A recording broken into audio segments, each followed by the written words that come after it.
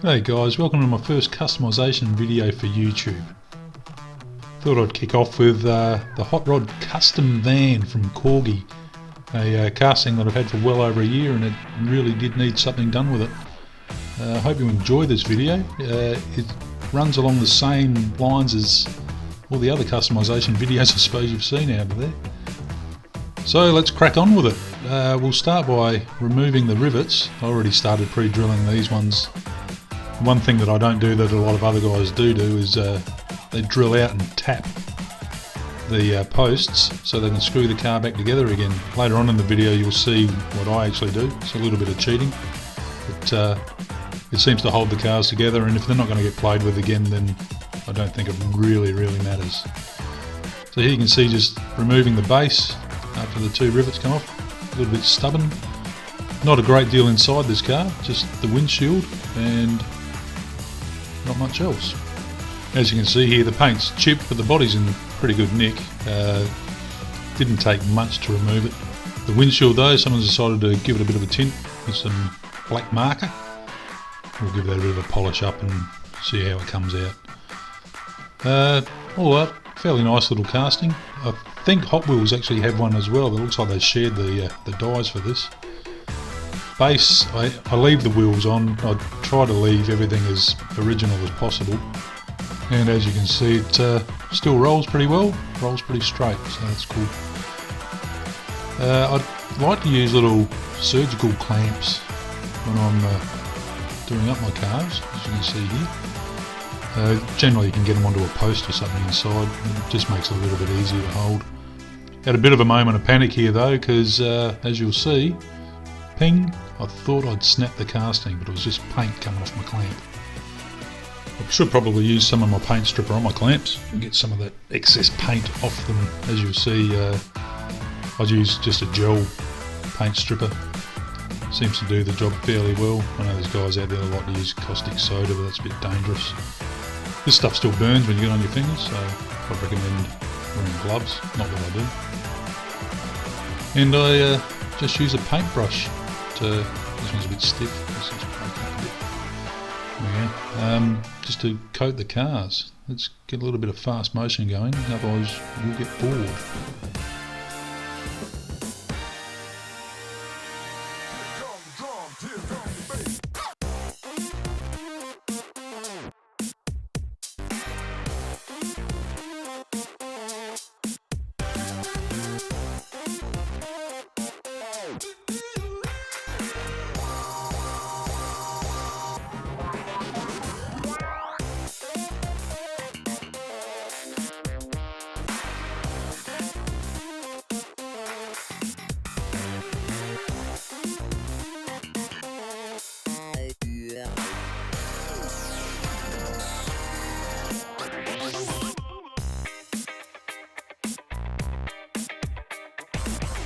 And as you can see, it's cleaned up pretty well. A little bit of paint left on it, but I think that'll be alright.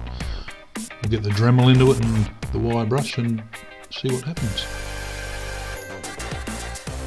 I don't know about you guys, but whenever I'm using the Dremel, I get a lot of little bits of wire stuck in me. Make sure you wear the safety glasses and stuff when you're doing it. I tend to wear a leather apron because there's bits of stainless wire everywhere, especially when you're using the cheapy ones.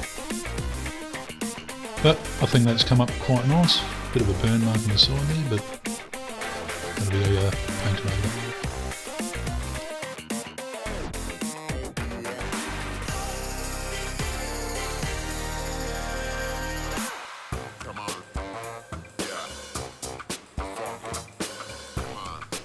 I'm using this undercoat here. It's fairly cheap, but I don't like it too much. It tends to want to run and go on too thick. Doesn't really scale at all with the models. Find the model paints are better for that sort of thing. But anyway, time to see what we can do with the windscreen while the undercoat's drying.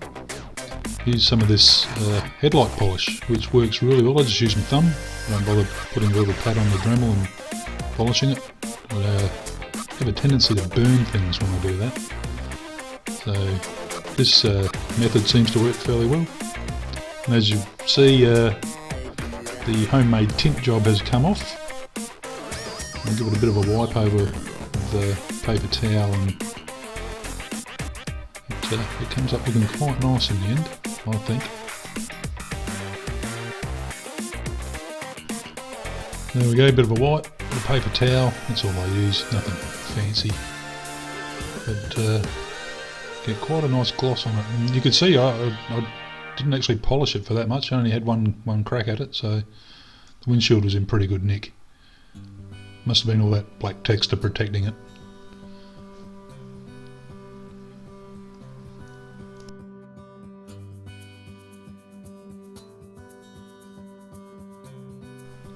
I gave the base a coat of matte black, just to try and bring out some of the lettering and things like that. It sort of adds to making the chrome pop that I put on it later on. There you can see it stands out a bit better. So now the undercoat's dry, it's time to give it a top coat. And started with a nice metallic gold, which came up quite nice to show it off out in the sun, because it improves the look of it a bit. And then I got photo bombed, and she looks very, very guilty. Very. Anyway.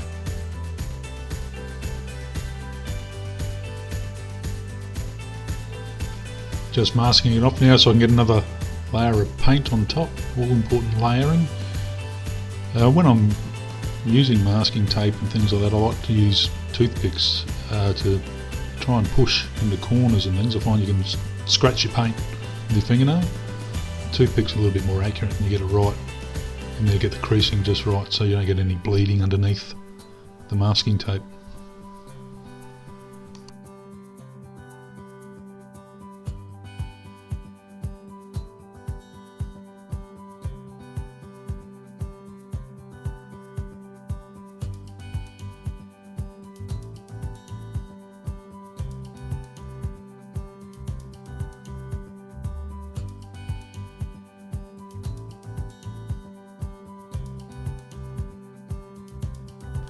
I have been asked by some of my Instagram followers how I do these cars, because they'd like to do them themselves. I've actually pointed them in the direction of some much better people than me. I pointed them to Danny's Diecast Disasters or Marty's Matchbox Makeovers. Those guys are like professional compared to this. I'll leave some links to their channels down below, so if you want to get across there and have a look, you'll see how it's done properly. Those guys are really, really good at what they do.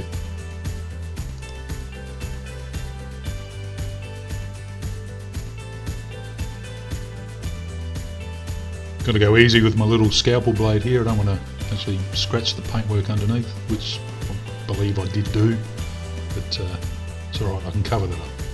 You'll never know, bit of paint, it'll buff out.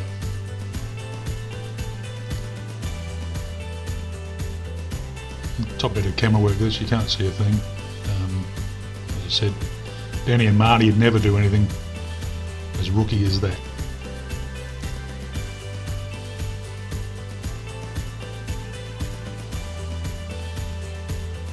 Just putting on some real thin masking tape now. It's a stretchy type of product that Tamiya bring out. You can actually bend it and curve it and do all sorts.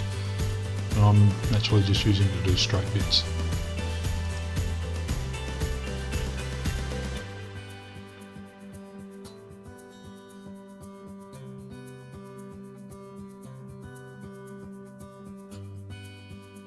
It does get a little bit fiddly, but again, using the toothpick you can smooth it and push it, stretch it around the place. It is really a really good product. And no, they don't sponsor me at all, so, but I will take it if they'd like to.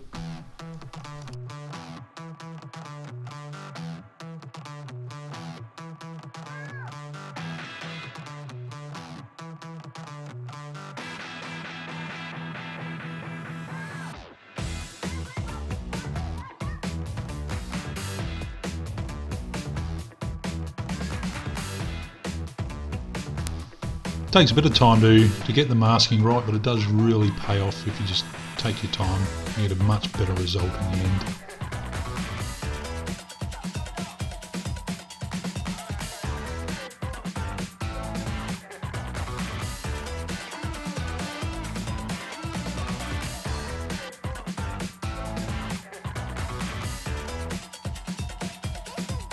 Just another little trim with the knife. Just pull the nice little piece off and smooth it out.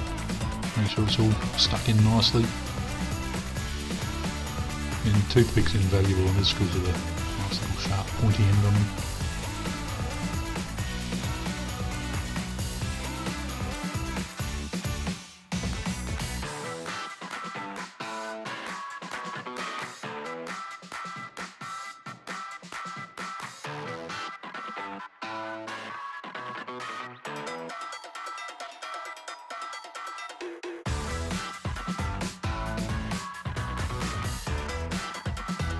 So I just went ahead and did the other side, and it's ready for another coat of paint, I think.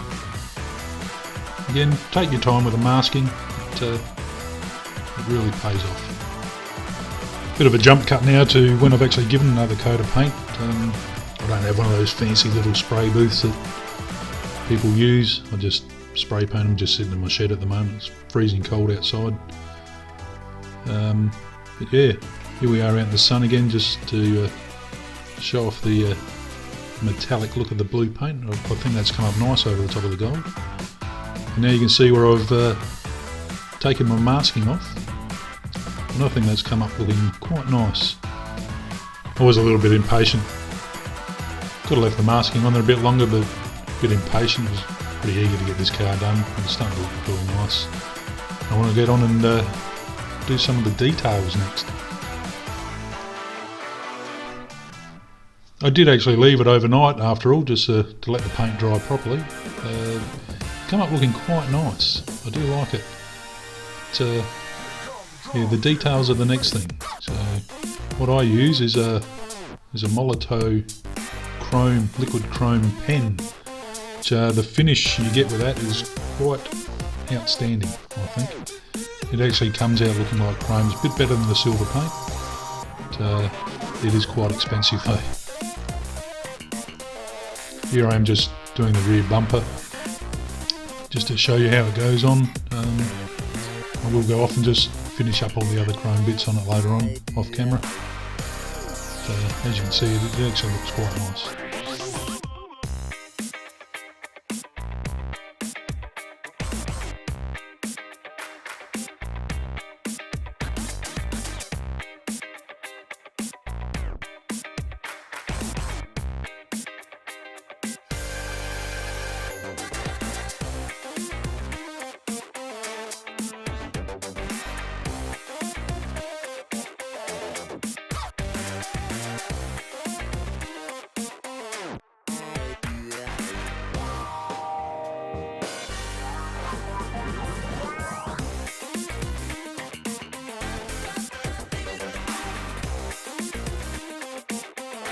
So I finished chroming the bumpers and the rims and the exhaust, and I left a big chrome fingerprint in the middle of the Corgi emblem on the base there, but I'll leave it there as my signature, as a proof of one of my artworks.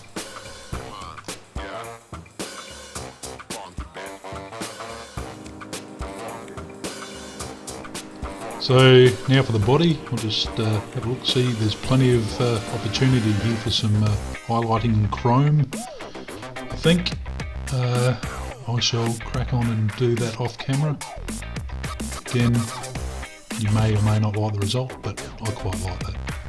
It's come up looking quite nice, I think.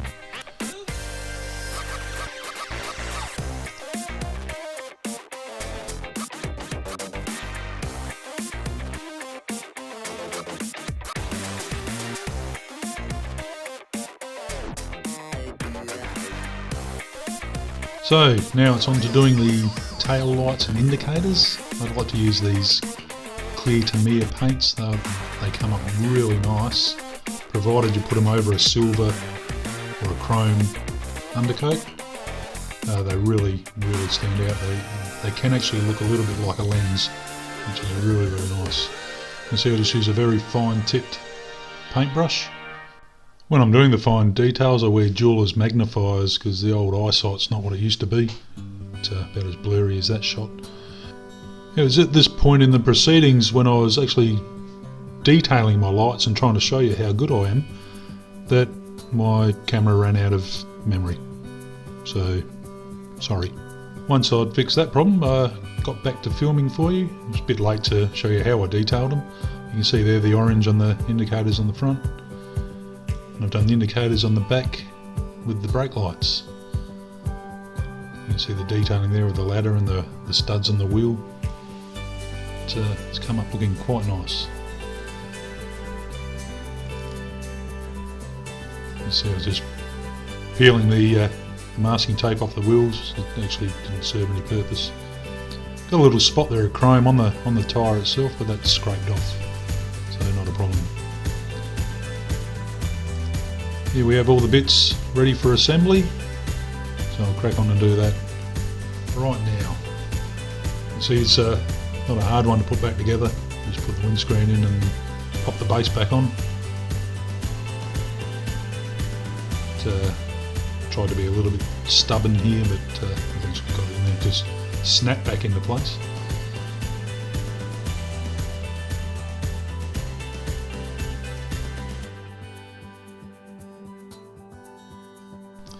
And there we have it, one customised hot rod custom van from Corgi. Now, as I said earlier, I don't drill and tap the posts on these cars. I cheat a little bit and I use some of this UV curable glue. It seems to work quite well. And like I said, provided you're not playing with the cars, you're not hanging them on the kids or anything like that, it's quite adequate to hold your casting together. So I think I'm due for a new tube of it at the moment. I do use a fair bit of this stuff, so it's not too bad. And as far as UV cures go, it works better in summer in Australia because I can just take the car outside and leave it upside down. These glues come with a UV LED light. It helps accelerate the curing process.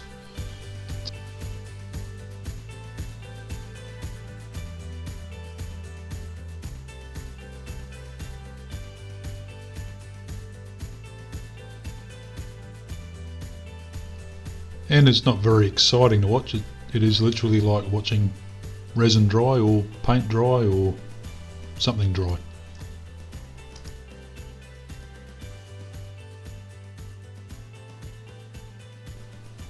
And there we have it. One die-cast car back together, looking in a lot better shape than it started, I think. Let us know in the comments down below what you reckon. I hope you like it.